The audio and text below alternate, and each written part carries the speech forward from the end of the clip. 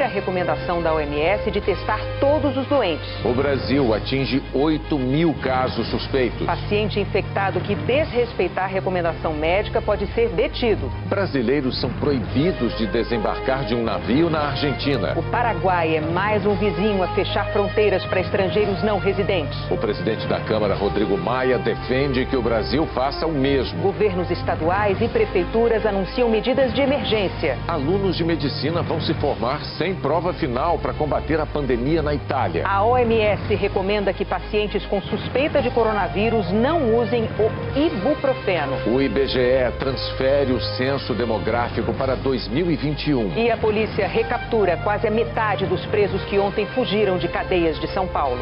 O Jornal Nacional está começando. O Brasil tomou conhecimento hoje da primeira morte provocada pelo novo coronavírus. Um homem de 62 anos que estava internado em São Paulo. O anúncio veio 3 semanas depois do registro do primeiro caso da Covid-19 no Brasil. Infelizmente, ocorrido o primeiro óbito aqui no estado de São Paulo. Então, é um morador de São Paulo, homem com 62 anos de idade. Diabético, hipertenso e com mais de 60 anos, a vítima era do chamado grupo de risco. Estudos com base em pacientes chineses no início do surto mostram que a mortalidade é maior entre quem tem doenças crônicas. Entre as pessoas sem doenças pré-existentes, só 1,4% morreram. Entre doentes cardiovasculares, 13%. Com diabetes, 9%. Hipertensão, mais de 8%. Doenças respiratórias crônicas, 8%. E quase a mesma porcentagem entre os que tinham câncer. Pesquisadores chineses também mostram que o índice de mortes aumenta com a idade. Entre 60 e 69 anos, é de 3,6%. O primeiro paciente brasileiro com morte confirmada por Covid-19 estava internado neste hospital particular, a poucos quarteirões da Avenida Paulista. Segundo os médicos, ele não viajou recentemente para o exterior. Pegou o vírus aqui mesmo. Como se tratou de um óbito comunitário, eu acho que isso nos leva a reforçar as medidas de prevenção. As restrições que foram feitas, elas foram progressivas. Começaram com as aulas e com aglomerações com X número de pessoas, ou acima de X número de pessoas. Agora isso já mudou, não tem mais esse limite. Também chamou a atenção dos médicos a rapidez com que o paciente piorou. Segundo o grupo que administra o hospital, ele passou a apresentar os sintomas da Covid-19 no dia 10 de março. Foi internado no dia 14 e faleceu ontem à tarde, dia 16. Só hoje de manhã saiu o resultado do exame que comprovou a infecção. O paciente grave com insuficiência respiratória, ele caminha rapidamente. Isto pode acontecer. Tem um aprendizado novo. O que nós imaginávamos que o período de incubação ia até 14 dias, nós estamos vendo que o período de incubação é mais curto. Então, a média é de 3 a 8 dias. Nós vamos sugerir hoje ao Ministério da Saúde que inclusive mude o critério de tempo da quarentena, que diminua de 14 para 10. As autoridades de saúde reconheceram que é preciso fazer mais exames, mas afirmam que existe um limite para isso. Nós entendemos que é adequado tentar ampliar os centros de diagnóstico, mas eu insisto no que eu venho falando. Existe o mundo ideal, existe o mundo real. O mundo ideal, todos nós queremos, fazer exames para todo mundo. Isto não é real. Ao mesmo tempo em que lamentaram a morte, os médicos alertaram sobre o novo cenário. Esse óbito, e infelizmente outros virão, não devem criar pânico na população. Essa é uma circunstância de quem lida com doente grave. Os médicos lembram que tão importante quanto não correr para o hospital com qualquer sintoma é saber a hora de procurar ajuda. Se ele tem febre que se prorroga, se ele tem mudança de catarro, cor de catarro, se ele apresenta qualquer sintoma de desconforto respiratório, aumento de frequência, diminuição da amplitude, aquele fôlego curto, ele começa a perder noção das coisas. Tudo isso é sinal de gravidade que precisa procurar o hospital. Doente grave é uma coisa, óbito é outra. Então, a grande maioria dos pacientes graves vai se recuperar. O infectologista pediu cuidados aos profissionais de saúde que entram em contato com os pacientes. Hoje tem conhecimentos muito claros que a transmissão não se faz só por gotícula. as excreções e secreções podem contaminar. Então, as regras de proteção têm que ser muito rígidas, seguidas rigidamente pelos profissionais da área de saúde. Registramos o momento em que os médicos passavam para as autoridades de saúde os detalhes sobre a primeira morte por Covid-19 no país. O seu site está fora do ar desde as 8 da manhã. Nós passamos direto para o secretário. Ele começou a ter sintomas dia 10. Ele não tinha nenhum dado epidemiológico forte. Ele não tinha viagem fora do país e ele não teve contato com ninguém que ele soubesse que era confirmado. Isso é muito importante que a gente coloque para as pessoas que a doença está circulando entre todos nós. A rede onde a primeira vítima foi atendida é a Prevent Senior, especializada em idosos e que já tem um número grande de pacientes monitorados e internados aguardando resultados de exames. Segundo os diretores, dos 365 testes feitos do dia 9 para cá, o resultado veio apenas para 15% deles. Dos 54 exames, 24 deram positivo. O prazo para entrega num dos principais laboratórios de São Paulo hoje está em 7 dias. Quem tem sintomas leves está isolado em casa e sendo monitorado pelos profissionais do próprio convênio. Não tem febre, não tem falta de ar, isso me deixa muito tranquilo. Sem poder esperar, os médicos estão internando os casos suspeitos e mais graves a partir dos exames clínicos e de tomografias como essas. O que a gente tem usado como parâmetro de diagnóstico suspeito é o quadro clínico, que o paciente apresenta uma insuficiência respiratória, uma dificuldade para respirar muito importante, e a tomografia, que tem mostrado um padrão característico de vidro fosco. Basicamente, nós temos aí, são 50 pacientes em internações hospitalares, 30 deles em UTI, mais de 20 deles, na verdade 20 deles exatamente nesse momento, estão já em intubação, tá?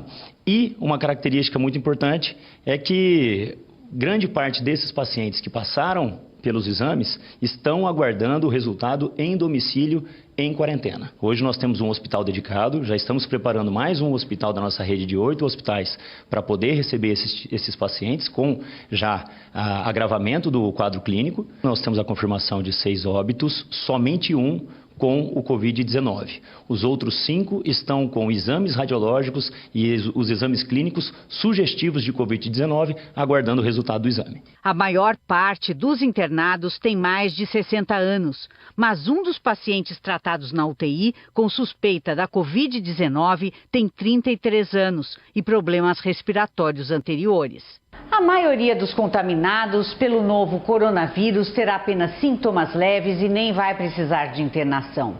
Mas os pacientes muito graves, que são cerca de 6% dos doentes, têm precisado da UTI. Um recurso que dificilmente temos sobrando. Por isso, é tão importante evitar uma escalada rápida da epidemia. Segundo o Ministério da Saúde, o país tem 55.101 leitos de UTI para todas as doenças, cerca da metade para pacientes do SUS. Os outros leitos são particulares, mas atendem apenas a 25% da população que tem acesso a planos de saúde. Nas unidades de terapia intensiva, o principal equipamento para os pacientes mais graves é esse, o respirador. O pulmão comprometido precisa de ajuda para fazer a oxigenação do sangue. No mundo todo, o tempo de recuperação tem sido longo. Em média, eles acabam ficando internados entre 2 a 3 semanas para ter uma recuperação de um quadro grave. E a principal indicação desses pacientes virem para uma unidade de terapia intensiva é um quadro de insuficiência respiratória. Tanto no setor público quanto no privado, o esforço é para aumentar a capacidade de atendimento nas UTIs. O médico Davi Wippe afirmou que para atender a população que depende do SUS, serão criados mais leitos. Esse primeiro momento impactou nos serviços privados, mas é questão de dias, horas para impactar no sistema público. nós estamos nos preparando para adicionar aos 7.200 leitos de UTI, mais 1.400 leitos no primeiro momento. É essa a nossa grande preocupação, por isso que nós estamos orientando nossos beneficiários que são mais idosos, que fiquem em suas casas, que não circulem, que não vão na farmácia, na padaria, que eles fiquem em casa, restritos. Qual é a nossa grande preocupação? Se todo mundo fica doente nesse primeiro momento, nenhum serviço de saúde vai ter condição de cuidar de todos ao mesmo tempo. O coordenador do Centro de Contingência do Coronavírus em São Paulo, Davi Wipp, disse agora há pouco que é natural o descompasso entre diagnóstico do laboratório e a notificação de casos da Covid-19. Que a demora para sair resultados ocorre porque muita gente fez exame sem indicação. E que os laboratórios, a partir de agora, devem priorizar os exames de pacientes internados e dos profissionais da saúde. O Ministério da Saúde anunciou que vai comprar mais kits com testes para o novo coronavírus, mas reforçou que, pelo menos por enquanto, está mantida a política de testar apenas suspeitos em estado mais grave. A orientação da Organização Mundial da Saúde vai em sentido contrário. Os países que conseguiram melhores resultados em conter o avanço do coronavírus são os que mais testaram. A Coreia do Sul, por exemplo, começou a registrar os primeiros casos na mesma época da Itália. Mas na Coreia do Sul, a prática intensiva e continuada de testes, segundo as autoridades daquele país, foi fundamental para isolar os doentes mais rapidamente e reduzir a velocidade de propagação da doença e o número de mortes e casos graves. Hoje, a Coreia do Sul é o quinto país com o maior número de casos registrados, 8.320, mas com uma das taxas de mortalidade mais baixas do mundo, 81 mortes. Bem menos que a média de outros países. A Espanha tem 11.178 casos e 491 mortes. Na Itália, são 27.980 casos, com 2.158 mortes. Com essas experiências, a Organização Mundial da Saúde passou a orientar que os países intensifiquem os testes, façam em todos os casos suspeitos, até para que seja feito um retrato fiel do avanço da doença. Se um trabalhador é afastado porque tem a suspeita de contaminação, mas não é testado, o empregador fica sem saber a extensão das medidas de proteção que deve adotar para os demais funcionários. Se um doente morre sem ser testado, os números ficam falseados. A cadeia de transmissão da doença não é interrompida e a estratégia de combate ao coronavírus pode falhar. O governo brasileiro repete que não pretende testar todos os casos suspeitos. Alega que não há testes suficientes e que o diagnóstico poderá ser feito pelo chamado nexo epidemiológico, ou seja, se alguém apresentar sintomas e tiver tido contato com uma pessoa infectada, poderá ser considerado positivo. Só existe uma maneira de nós termos o registro de todos os casos, mesmo os assintomáticos. Se nós tivéssemos capacidade, condições, o que nenhum país tem, de fazer testagem em toda a população, 100% da população, porque pelos dados que nós temos, apenas 16% dos casos são registrados. O governo informou que já usou cerca de 4.000 testes e tem hoje mais 26.000 disponíveis no SUS, o que está longe de ser suficiente. A Fiocruz, no Rio de Janeiro, está tentando produzir novos testes o mais rápido possível. A Fiocruz, ela já se comprometeu em aumentar a produção. Hoje ela entregou 5.500 testes e ela se comprometeu já em abril a aumentar 40.000, fazer uma entrega de 40.000 testes em abril. E também se comprometeu ao longo dos próximos 3-4 meses produzir mais de 1 milhão de testes. O ministro da Saúde anunciou um chamamento público para empresas ou instituições interessadas em fornecer matéria-prima para os kits. O governo tem estudado o caso coreano e afirma que, se for possível, vai comprar testes rápidos no exterior. O número de casos suspeitos da Covid-19 deu um salto de mais de 6.000 novos casos em 24 horas. Os dados de hoje do Ministério da Saúde mostram que 8.819 pessoas estão com suspeita de coronavírus. Ontem eram 2.064, ou seja, houve um aumento de 327% nos casos suspeitos. O estado de São Paulo registra a maioria, mais de 5.000, além da primeira morte confirmada hoje. Segundo o Ministério da Saúde, esse salto no número de casos suspeitos já era esperado, depois que os estados passaram a atualizar o sistema diretamente. Essa diferença de 6.000 casos suspeitos é porque tinha casos suspeitos em diversos estados que não estavam sendo validados pelos estados, muito provavelmente pela sua capacidade de checagem manual de 1 a 1. Nós decidimos e informamos aos estados que era melhor adotar a classificação automatizada. Isso facilita a nossa vida, dá transparência e poupa tempo para o Estado para fazer as ações que são mais importantes da vigilância. Em uma entrevista transmitida pela internet, sem a presença de repórteres para diminuir o risco de contaminação, o ministro da Saúde, Luiz Henrique Mandetta, disse que o Brasil vai enfrentar 2 ou 3 meses de muito estresse. Nós estamos imaginando que nós vamos trabalhar com números ascendentes, espirais ascendentes, abril, maio, junho. Nós vamos passar aí 60 a 90 dias de muito estresse, para que quando chegarmos em final de junho, julho, a gente imagina que entra no platô, agosto, setembro, a gente deve estar voltando, desde que a gente construa a chamada imunidade de mais de 50% das pessoas. O ministro disse que está preparando o sistema de saúde do país para isso. Mais de 5.000 médicos se inscreveram no programa Mais Médicos. As inscrições vão até domingo. O objetivo é contratar 6.000. O Ministério também quer agilizar o atendimento via internet, para evitar que os doentes tenham que sair de casa, e está preparando as orientações para os médicos. Outra preocupação é para o caso de pessoas que se recusarem a fazer o tratamento. Uma portaria dos Ministérios da Justiça e da Saúde, permitindo a internação compulsória, foi publicada hoje. De acordo com o texto, as pessoas que não se submeterem ao isolamento e à realização compulsória de exames médicos, testes laboratoriais e tratamentos médicos indicados pelos profissionais de saúde poderão ser punidas até com prisão e pagamento de multa. Os profissionais de saúde também poderão pedir ajuda da polícia nos casos de recusa ou desobediência. Nestes casos, a autoridade policial poderá encaminhar o cidadão à casa ou ao hospital, mesmo sem autorização judicial. Hoje, na Bahia, a Procuradoria-Geral do Estado entrou com uma ação criminal contra um empresário diagnosticado com Covid-19 que descumpriu a orientação para manter-se isolado. Ele viajou de São Paulo para Porto Seguro num avião particular e, segundo o governo da Bahia, contaminou outras 3 pessoas. Funcionários do governo federal, civis e militares passam a ter novas regras. Viagens internacionais a trabalho estão suspensas. As viagens nacionais serão avaliadas caso a caso. E servidores que fazem parte de grupo de risco estão autorizados a trabalhar em casa. Eventos e reuniões estão suspensos. E a Polícia Federal informou que passaporte só vai ser emitido para casos de emergência, mesmo os que já estavam agendados.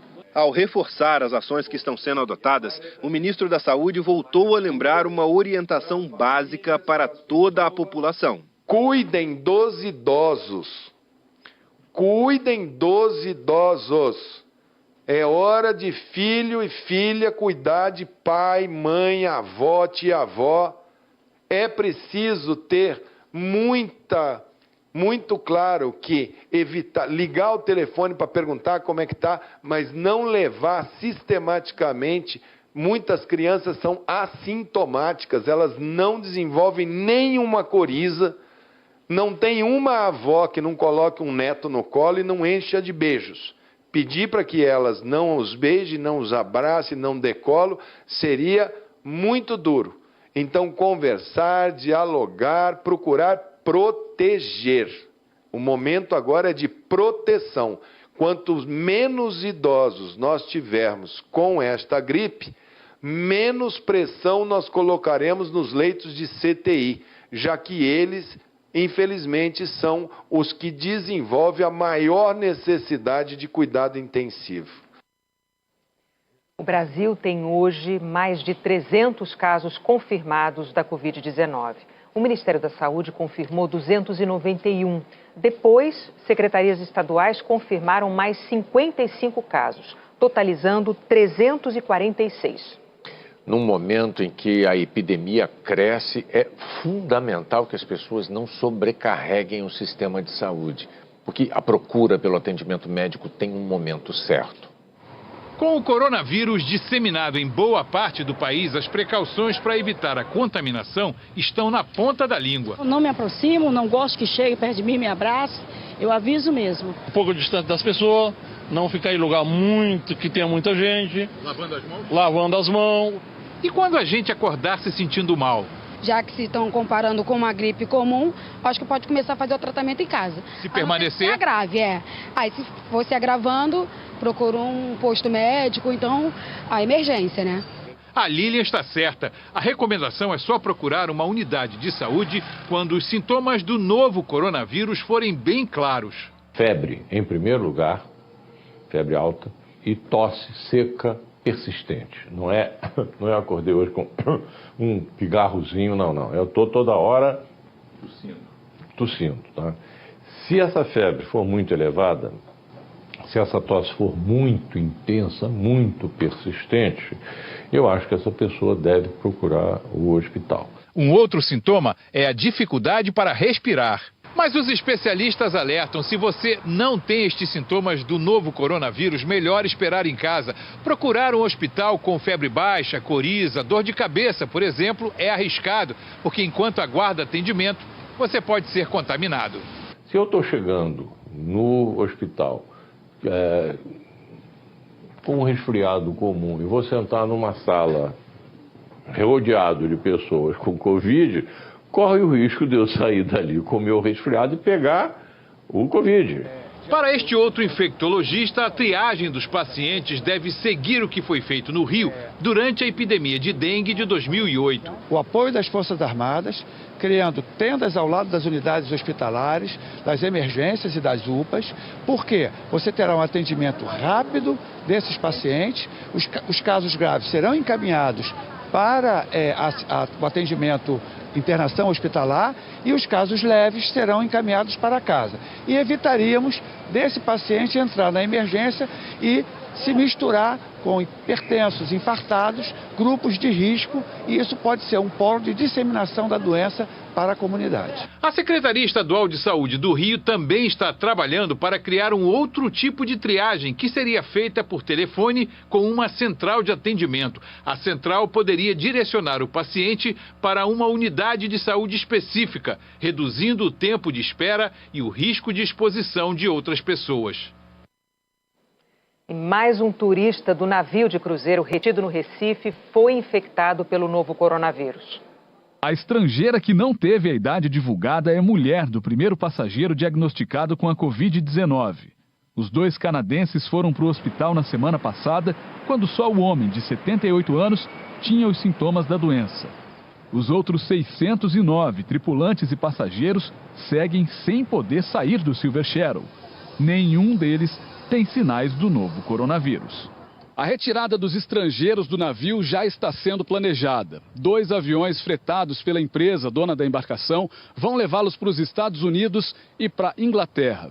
Mas antes de deixar o Brasil, eles vão ter de passar por todos os procedimentos obrigatórios. Isso envolve um trabalho de várias autoridades brasileiras: Polícia Federal, Anvisa, Receita Federal, Força Aérea.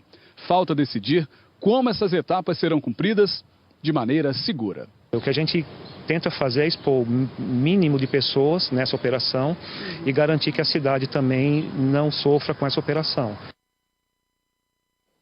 Na Argentina, turistas brasileiros só vão poder sair de um navio de cruzeiro direto para o aeroporto. Não era a recepção esperada após uma viagem de férias. Câmeras, jornalistas para receber os passageiros de um cruzeiro. O navio, que saiu do Rio de Janeiro na semana passada, deveria ter atracado ontem no Porto de Buenos Aires, mas só recebeu autorização hoje cedo. Nenhum dos 2.900 passageiros pôde desembarcar antes que uma equipe da Direção Nacional de Emergências Sanitárias entrasse no cruzeiro para examinar todos a bordo. Como nenhum passageiro apresentou sintomas do coronavírus, o governo da Argentina autorizou que argentinos e residentes desembarcassem, mas eles terão que ficar de quarentena pelos próximos 14 dias. Em relação aos turistas estrangeiros, entre eles os brasileiros, nenhum está autorizado a ficar em Buenos Aires.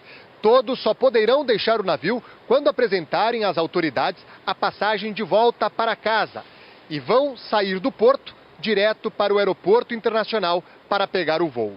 A MSC, empresa proprietária do navio, informou que 15 brasileiros estão a bordo do cruzeiro. Em nota, a empresa declarou que nenhum passageiro ou tripulante apresentou sintomas da Covid-19 ou de gripe e que está ajudando os passageiros a reorganizarem a volta para casa.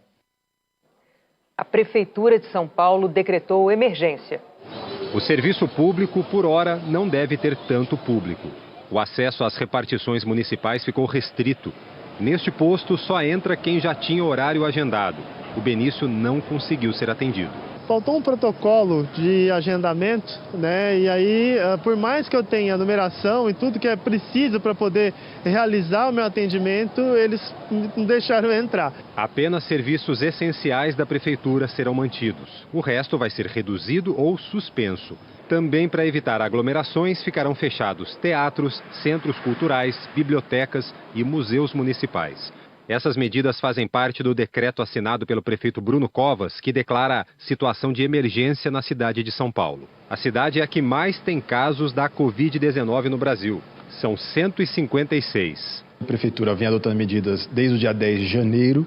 Entretanto, com a confirmação da primeira transmissão comunitária do vírus na cidade de São Paulo, na sexta-feira passada, a equipe técnica orientou a prefeitura a tomar outras medidas ainda mais restritivas. A situação de emergência também suspende as férias dos funcionários públicos da saúde, segurança, assistência social e serviço funerário.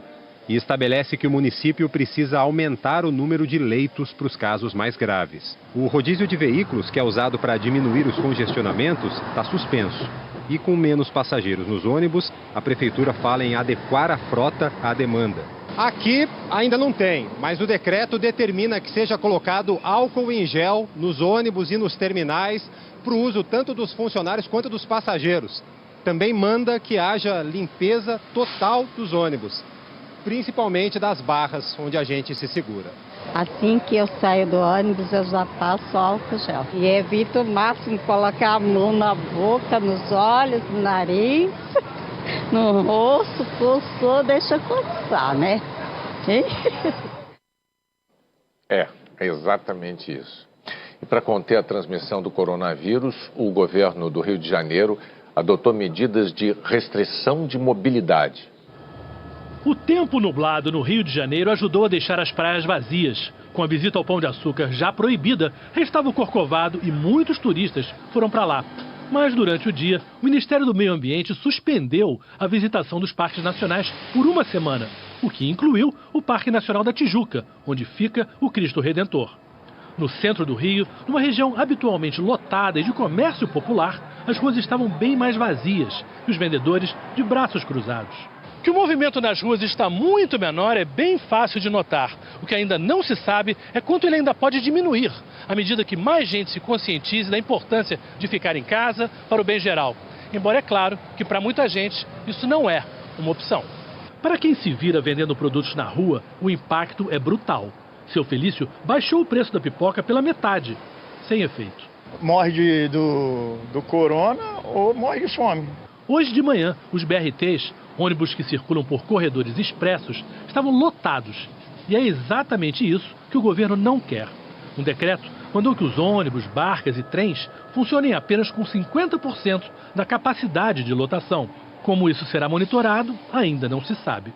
E houve uma outra medida mais dura de restrição de mobilidade. Foi criado um cinturão para isolar a região metropolitana do Rio. Na prática, a circulação de ônibus de linha, ônibus fretados e vans fica restrita a 22 cidades ao redor do município do Rio. E se fechou o movimento para outros destinos. A intenção é manter dentro do possível o vírus dentro de uma região já afetada. Na rodoviária, muita confusão. Porque os ônibus chegavam, mas não podiam partir. O funcionário mostrava em gestos esse fechou geral.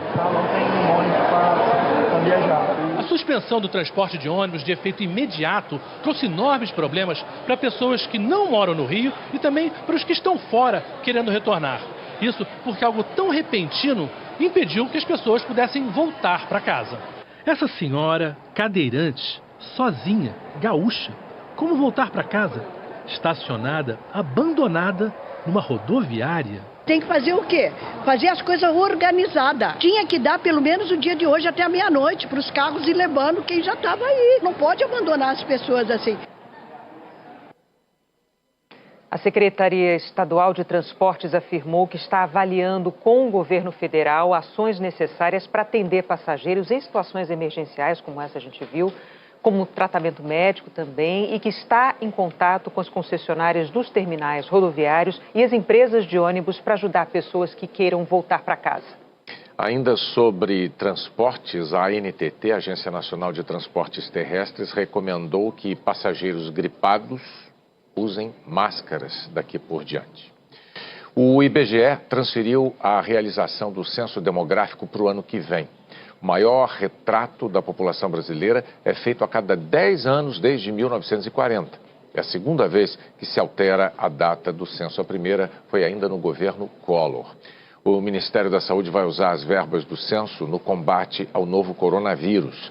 O IBGE suspendeu o concurso público para contratar mais de 200 mil recenseadores e também a PNAD contínua, que é a pesquisa que mede o desemprego no Brasil. O governo do Paraguai determinou toque de recolher para diminuir a circulação de pessoas e a expansão do coronavírus. Na região de Fronteira Seca, em Mato Grosso do Sul, quem trabalha no Brasil e mora no Paraguai tem que voltar para casa até às 8 da noite.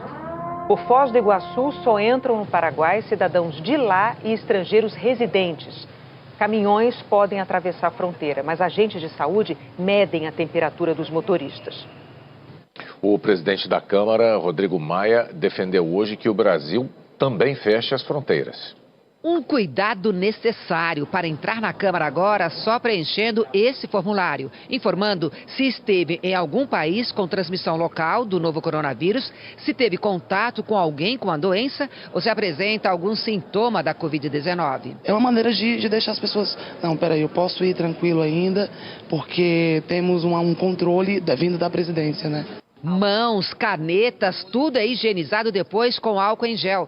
Deputados não precisam preencher o formulário, mas a rotina deles também mudou. O plenário vai ficar fechado quando não houver sessão, o que já aconteceu hoje.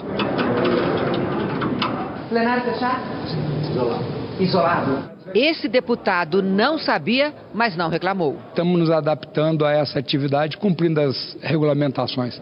O plenário está isolado, eu acho positivo esse contexto, porque evita um contágio. Em mais uma medida de emergência, o Senado decidiu adotar as sessões virtuais. A Câmara também aprovou o sistema, que vai permitir que as duas casas votem projetos pelo celular ou computadores, sem a necessidade de o parlamentar estar fisicamente aqui no Congresso. Um sistema de votação remota. Ao anunciar a medida, o presidente da Câmara ficou afastado dos jornalistas e dos microfones. Rodrigo Maia criticou o governo Bolsonaro, cobrou medidas que, segundo ele, já deveriam ter sido adotadas. Eu acho que o governo já deveria ter fechado as fronteiras, eu acho que já deveria ter restringido os voos internacionais e já deveria ter restringido a circulação das pessoas, principalmente nos estados onde a projeção é de problemas maiores, como o estado do Rio, o estado de São Paulo. Mas estas posições, elas são comandadas pelo Poder Executivo.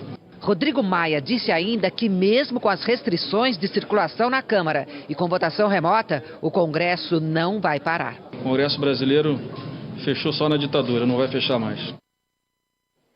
O presidente Bolsonaro anunciou o fechamento parcial da fronteira do Brasil com a Venezuela. A circulação de mercadorias vai continuar liberada. O governador de Roraima, Antônio Denário, do PSL, tinha pedido ontem que o governo federal fechasse a ligação do país com a Venezuela e com a Guiana. Bolsonaro afirmou também que vai se reunir amanhã com representantes dos poderes legislativo e judiciário para tratar do novo coronavírus. Ontem, os presidentes da Câmara, Rodrigo Maia, do Senado, Davi Alcolumbre, e do Supremo Tribunal Federal, Dias Toffoli, se reuniram com o ministro da Saúde, Luiz Henrique Mandetta. O presidente fez hoje o segundo teste para o novo coronavírus. Hoje cedinho, uma equipe do HFA esteve no Palácio da Alvorada. Bolsonaro teve que refazer o teste para o novo coronavírus. O primeiro, na semana passada, segundo o presidente, deu negativo. A recomendação médica era repetir o exame. Ministros que participaram da viagem seguiram a mesma orientação. Às vezes seu organismo resiste a esse tipo de vírus sem ter um grande problema. Tem gente que vai para a cama, tem tempo. O ministro das Relações Exteriores, Ernesto Araújo, também esteve no serviço médico da presidência para o segundo exame. Até agora, 15 pessoas da comitiva testaram positivo. O caso mais recente é do deputado federal Daniel Freitas, do PSL. Também foi confirmado que o presidente da Federação das Indústrias de Minas, Flávio Roscoe, que foi para os Estados Unidos, está com a Covid-19. Outro palaciano que nem esteve na viagem com Bolsonaro resolveu fazer o teste também. O ministro da Secretaria de Governo, Luiz Eduardo Ramos, ficou preocupado porque teve contato com o deputado Cezinha de Madureira, do PSD, que está com o novo coronavírus. Enquanto os resultados dos testes não saem, alguns integrantes do governo seguem a orientação de isolamento. E para supervisionar e monitorar os impactos da Covid-19, foi criado um comitê de crise. Saiu em edição extra do Diário Oficial. Um colegiado com os 22 ministros vai assessorar o presidente Jair Bolsonaro no enfrentamento da pandemia. O ministro da Casa Civil, Braga Neto, chamou todos os secretários executivos, que são vice-ministros, além de órgãos nomeados para o comitê de crise. O encontro foi para apresentar as orientações. A partir de amanhã, o comitê se reunirá todos os dias por videoconferência. O foco do governo é dar rápida resposta aos problemas decorrentes da pandemia do coronavírus. A União Europeia anunciou que vai proibir a entrada de cidadãos de fora do bloco por 30 dias para tentar conter a propagação do novo coronavírus.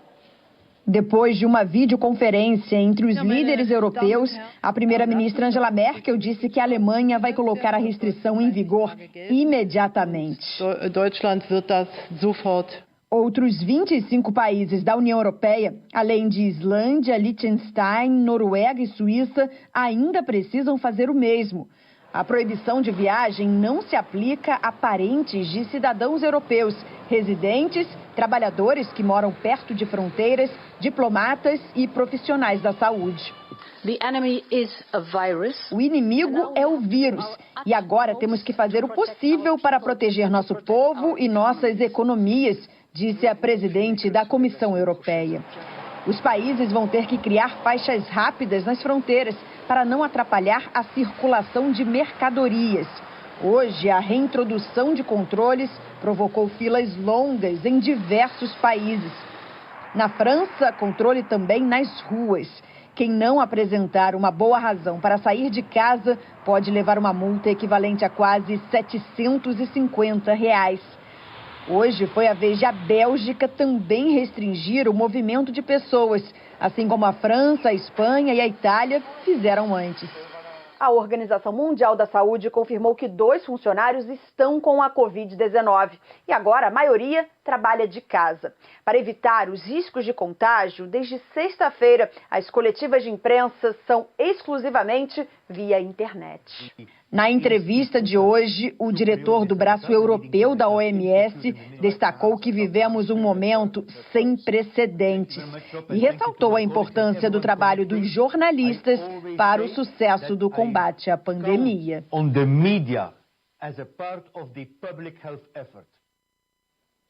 Na Itália, com mais de 2.500 mortes e 31 mil doentes, o governo decidiu antecipar a formatura de médicos. A queda no número de infectados não se confirmou. A Itália precisa de novos médicos. Por isso, 10 mil estudantes de medicina do último ano vão iniciar na profissão em plena pandemia, sem ter que passar pelos exames finais. Os novos graduados atenderão nas clínicas gerais e em casas de idosos, liberando médicos mais experientes para os hospitais. O sistema de saúde no norte da Itália está em ponto de ruptura. O diretor de terapia intensiva do Hospital Civil de Brescia, Sérgio Cataneu, disse que essa enfermaria foi preparada em 6 dias. A rapidez com que a doença se espalha é impressionante, diz ele.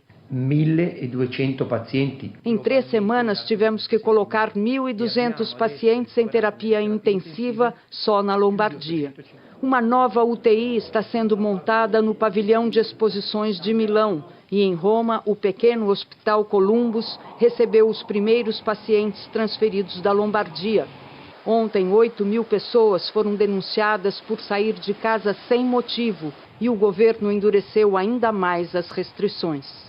O chefe da região do Vêneto anunciou que vai aumentar os testes diários de 3.000 para 11.300. Segundo Lucas Aia, cada caso identificado e isolado pode significar 10 contaminados a menos. A seguir, a recomendação da OMS sobre o ibuprofeno no tratamento do coronavírus. A recuperação dos mercados depois das quedas de ontem. A campanha para evitar mais prejuízos com a doença. A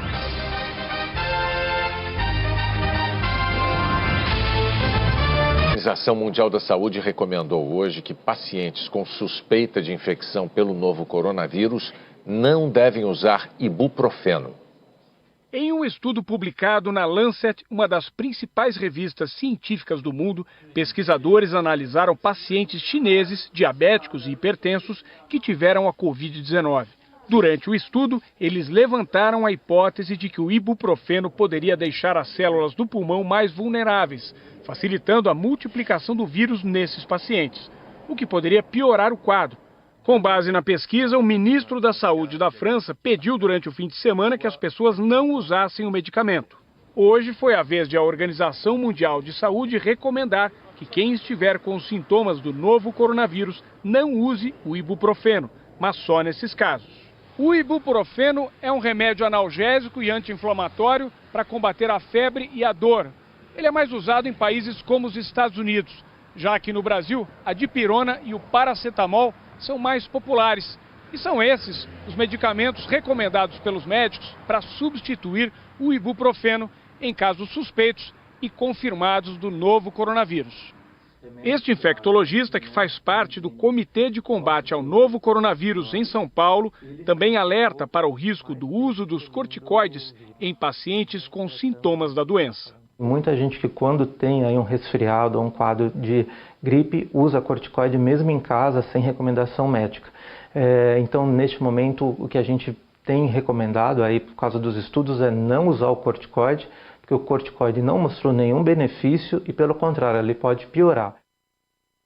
O secretário executivo do Ministério da Saúde, João Gabardo, afirmou que o Ministério está avaliando as recomendações da OMS e que amanhã vai emitir uma nota de esclarecimento sobre o uso do ibuprofeno. Apesar do temor provocado pelo novo coronavírus, o abastecimento de alimentos e de outros produtos essenciais está normal. A Associação Nacional de Supermercados afirma que não há nenhuma necessidade de aumentar a lista de compras para fazer estoque em casa. O dia começa com reforço na limpeza e reposição de mercadorias. Os consumidores do Rio estão mais tranquilos, sem reclamações sobre a falta de produtos. Não adianta você estocar, por exemplo, só sou eu e meu marido. Eu vou estocar a comida, vai estragar. No fim de semana, os supermercados da cidade registraram crescimento nas vendas de, em média, 9%. E as prateleiras chegaram a ficar vazias. Mas ontem o movimento começou a voltar ao normal. A Associação Brasileira de Supermercados monitora a situação em vários estados e afirma que o abastecimento das lojas está normal neste momento.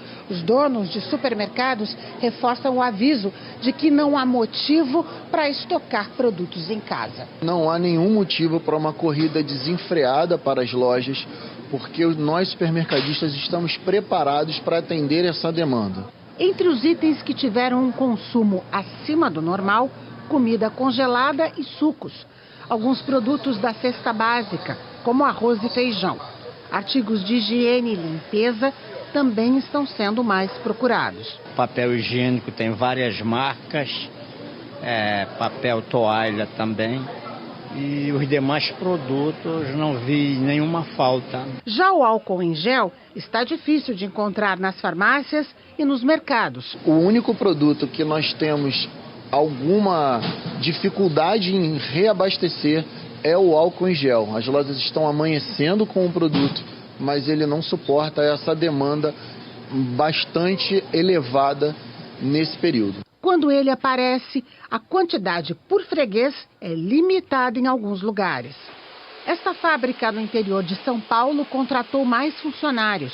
A produção segue sem interrupção, 24 horas por dia, para atender encomendas até do exterior. A demanda, que era de 24 mil frascos por mês, passou para 800 mil. O governo e a Associação Brasileira de Supermercados estudam medidas para evitar o aumento abusivo de preços do álcool em gel. Acho que a gente tem que pensar no outro, né? Acho que o álcool gel é o maior exemplo. A gente hoje quer comprar e não tem, e tem algumas pessoas que têm estoque, que talvez nem vá usar. Em Minas Gerais, empresários das áreas de turismo e de eventos estão criando estratégias para evitar um prejuízo ainda maior. Os clientes dessa agência de viagem em BH sumiram há pelo menos 15 dias. As excursões de idosos foram canceladas. Quem ia viajar nesse mês ou em abril já procura alternativas, de preferência sem multas. Todos eles remarcando, remarcando os parques, remarcando hotéis, aéreos, navios, tudo. É como se o sonho fosse adiado. Fosse adiado. Mesmo havendo a segurança ainda desse adiamento, mas está sendo adiado. A dona dessa loja de objetos para decoração de festas levou um susto nesse fim de semana quando 11 clientes ligaram cancelando os contratos. Foi aí que a empresária teve uma ideia, lançou uma campanha na internet. E está dando certo? Qual é o slogan da sua campanha? Não cancele, remarque. Só ontem, 5 clientes decidiram guardar o crédito e remarcar a data da festa. Só adiando um pouquinho. E as crianças ficam ansiosas, né? A gente tem muitas festas infantis, eles ficam sonhando em estar ali com seus amigos. Quis criar uma coisa alegre, um post divertido e que é um momento passageiro, que nós vamos superar isso. A Luciana tem um pequeno negócio de doces e bolos em Belo Horizonte. Já teve prejuízo, mas acredita que a criatividade vai ajudar a recuperar. Tem até uma amiga que comentou assim que a gente teve um cancelamento de um chá de bebê, porque a mãe se assustou e tal. Ela falou assim, então por que daqui a alguns meses a gente não faz um chá de bem-vindo, né? Da criança e tal, com as mesmas pessoas. E aí vai ter comemoração do mesmo jeito. Por enquanto, o mais importante é ficar atento às recomendações e ajudar a controlar o avanço do coronavírus. Sem pânico, gente, vai dar tudo certo. Depois das perdas fortes de ontem, os mercados financeiros pelo mundo tiveram um respiro. A Bolsa de Valores de Nova York fechou em alta de mais de 5%. Em São Paulo, valorização de 4,85%. E o dólar comercial fechou em R$ 5,00. Uma notícia que acaba de chegar. O Palácio do Planalto informou há pouco que o governo vai pedir ao Congresso que reconheça estado de calamidade pública por causa da pandemia, da necessidade de elevar os gastos públicos para proteger a saúde e os empregos e da perspectiva de queda de arrecadação. Essa medida teria efeito até 31 de dezembro de 2020, segundo a proposta do governo que será enviada amanhã ao Congresso. O reconhecimento do estado de calamidade pública tem apoio na Lei de Responsabilidade Fiscal, que dispensa a União de atingir a meta de resultado fiscal prevista na Lei de Diretrizes Orçamentárias e, em consequência, da limitação de empenho que está prevista na Lei de Responsabilidade Fiscal. De acordo com o Planalto, o governo federal reafirma seu compromisso com as reformas estruturais necessárias para a transformação do Estado brasileiro, para a manutenção do teto de gastos como âncora de um regime fiscal que assegure a confiança e os investimentos para a recuperação da dinâmica de crescimento sustentável. O governo americano propôs hoje ao Congresso medidas de estímulo à economia no valor de $1 trilhão. Parte do dinheiro iria diretamente para o bolso dos cidadãos em forma de cheques, para aliviar os efeitos da crise causada pelo novo coronavírus. Donald Trump autorizou que o pagamento do imposto de renda seja adiado por 90 dias. E o Banco Central americano anunciou um programa de compra de títulos de dívidas de empresas de curto prazo. Esse mecanismo foi usado pela última vez durante a crise financeira de 2008. A seguir tem a previsão do tempo. E as operações para recapturar presos que fugiram ontem em São Paulo.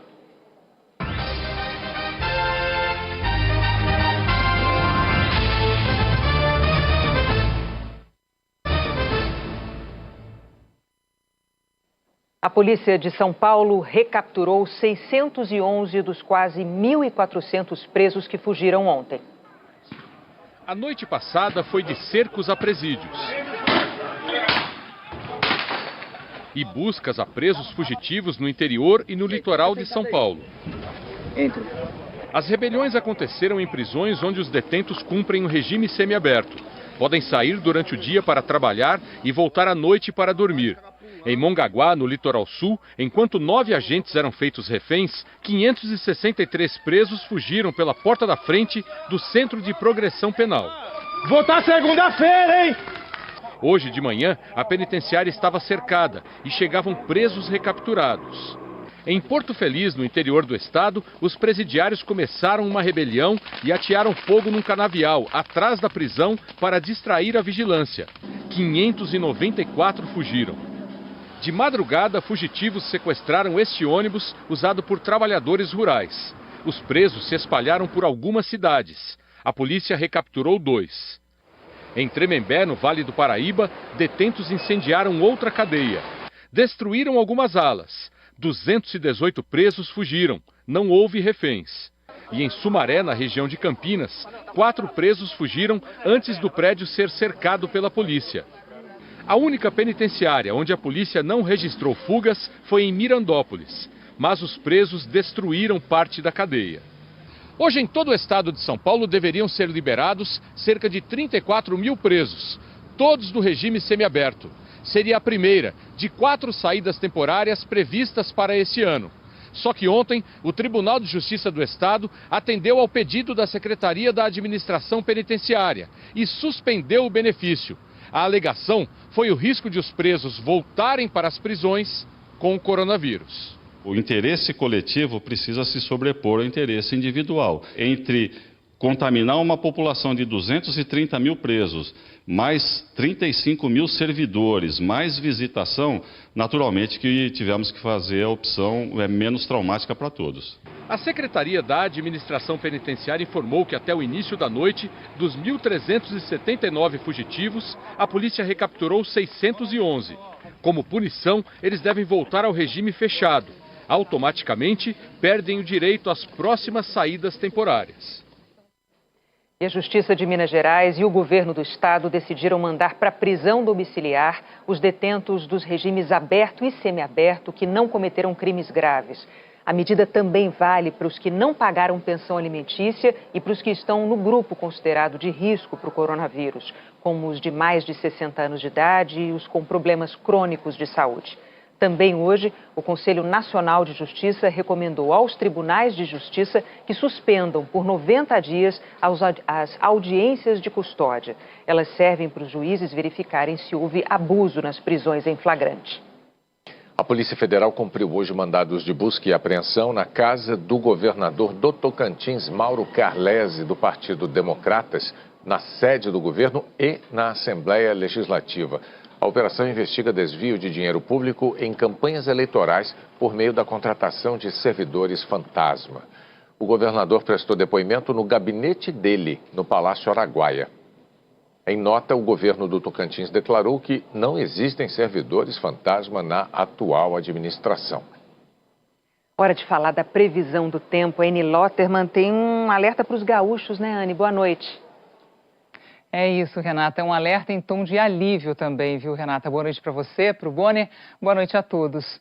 Todo o estado do Rio Grande do Sul está na área de temporais. Nessa faixa oeste, a chuva já chega agora à noite e madrugada até amanhã de manhã. E ela pode ser forte. Ao longo do dia, chega nas outras áreas do estado, como Porto Alegre. Um alívio para o estado que está passando por um período de tempo bem seco. Em Uruguaiana e Passo Fundo, são esperados 40 milímetros. E em Porto Alegre, a partir da tarde, a água também poderá ser volumosa. Tem previsão de chuva forte com raios e vento entre Salvador, interior do Nordeste, Mato Grosso e praticamente toda a região norte do país. A chuva já chega de manhã e pode ser forte em alguns pontos, em alguns momentos do dia, em Manaus, Aracaju, Salvador, Maceió e também em Fortaleza. Com toda essa chuva no Nordeste, a bacia do rio Parnaíba transbordou nos municípios de Coroatá e Codó, no Maranhão, e em Teresina, onde o rio continua subindo nas próximas horas. E em Luzilândia, no Piauí, o rio está na cota de alerta e também está subindo. E onde o tempo fica firme, Anne? Olha, Renata, o sol aparece e não chove somente aqui, no interior da Bahia, grande parte de Minas Gerais e também no Espírito Santo. Vitória é a única capital com sol. O calor chega aos 32 graus. Em Montes Claros, Minas Gerais, 31. E em Vitória da Conquista, na Bahia, 30 graus. Em João Pessoa e Natal, a chuva vem bem fraquinha, mas o calor não. 32 graus de máxima. Nas outras capitais do Sudeste, o tempo fica assim. Em Belo Horizonte, máxima de 30 graus. No Rio de Janeiro, calor de 33. E em São Paulo, 31 graus de máxima. Todas com chuva a partir da tarde. Não é espalhada, mas sim isolada. Aquela que cai num ponto e não no outro. Por causa da chuva, a temperatura não sobe muito em Salvador, onde a máxima não deve passar dos 29 graus. Brasília, 30, Campo Grande, 34, Cuiabá, 35, a mesma de Boa Vista. E Florianópolis e Curitiba, máxima de 27 graus. Até amanhã, Renata. Até amanhã. E os bombeiros de São Paulo informaram que encontraram o último corpo de uma vítima das chuvas que atingiram Guarujá no início do mês. O temporal na Baixada Santista causou a morte de 45 pessoas. A seguir, as competições esportivas afetadas pela pandemia do coronavírus.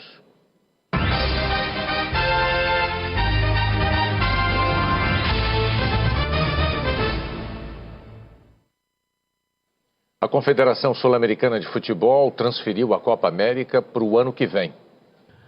A Copa América aconteceria entre os meses de junho e julho na Argentina e na Colômbia. A Conmebol manteve as sedes, mas adiou o torneio, que começará em junho de 2021. A Eurocopa, competição entre as seleções europeias, que seria disputada em 12 países diferentes, também foi remarcada para o ano que vem. Essas mudanças mexeram no calendário da FIFA. O novo Mundial de Clubes, com 24 equipes, teria a primeira edição na China em 2021. Agora, a FIFA vai escolher uma nova data. Hoje, o Comitê Olímpico Internacional também se manifestou de forma oficial e, através de uma nota, reforçou o compromisso de realizar os Jogos na data prevista entre os dias 24 de julho e 9 de agosto. Segundo o COI, ainda não é o momento de se tomar medidas drásticas, como, por exemplo, o adiamento ou o cancelamento.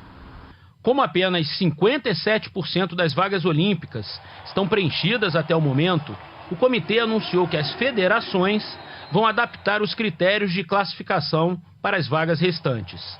Mas as mudanças ainda não foram divulgadas. O Comitê Olímpico do Brasil entende que o coronavírus está trazendo enormes dificuldades para todas as modalidades. Estamos mantendo contato com as confederações brasileiras das diversas modalidades e as suas comissões técnicas para que encontrem alternativas de treinamento para que a preparação dos nossos atletas sofra o mínimo possível. O COI ainda destacou que segue incentivando os atletas na preparação para os Jogos de Tóquio e que qualquer nova decisão jamais será baseada em interesses financeiros. A CBF suspendeu a Copa do Nordeste por tempo indeterminado. Hoje, os campeonatos baiano e cearense também foram paralisados. Com isso, são 18 estaduais suspensos. 9 federações mantêm os torneios em andamento.